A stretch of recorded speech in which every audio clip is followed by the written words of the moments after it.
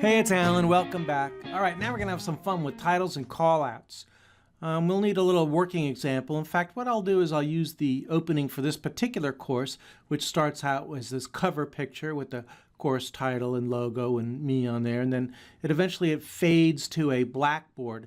And it's on that blackboard that I put the title of the particular lesson we're on right now. Okay, so to do that, the first thing I have to do is get the playhead to right where I want the title to begin, which will be right after that little pink opening fades out, like right there.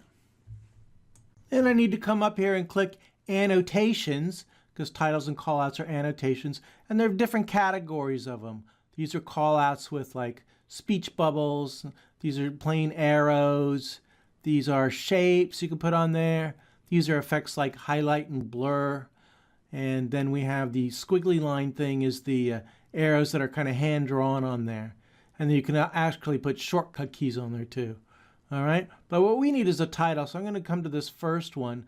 Now you'll notice that I can use this drop down to look at different kinds of callouts, different styles basically. Now for this working example, I just need a real basic text callout, so I would probably go over to the callouts here and just drag this down. It's just a box of text, and you can see it shows up on the blackboard. In front of the blackboard is ABC initially. Okay, so now it's going to go from that to that title, and then it will end just before that talking head guy. All right, so first I got to change the text here, so I'm going to double click that and type the text I want to use for my title.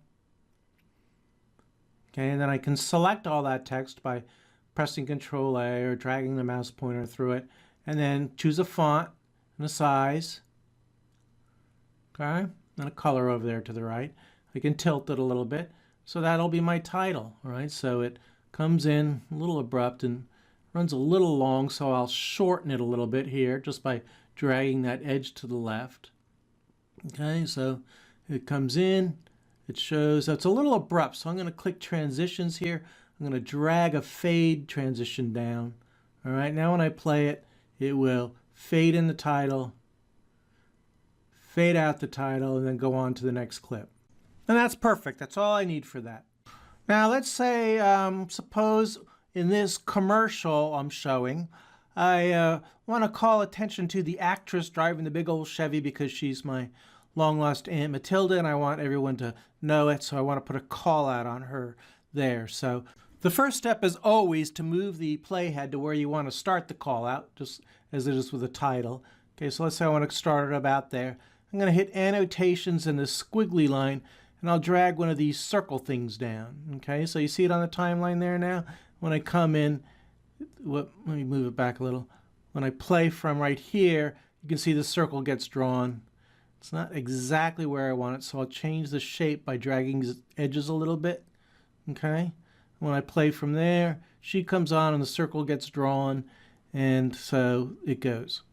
Now, if I want to extend how long the circle shows, I can just drag that item wider and it will play right up until she fades out.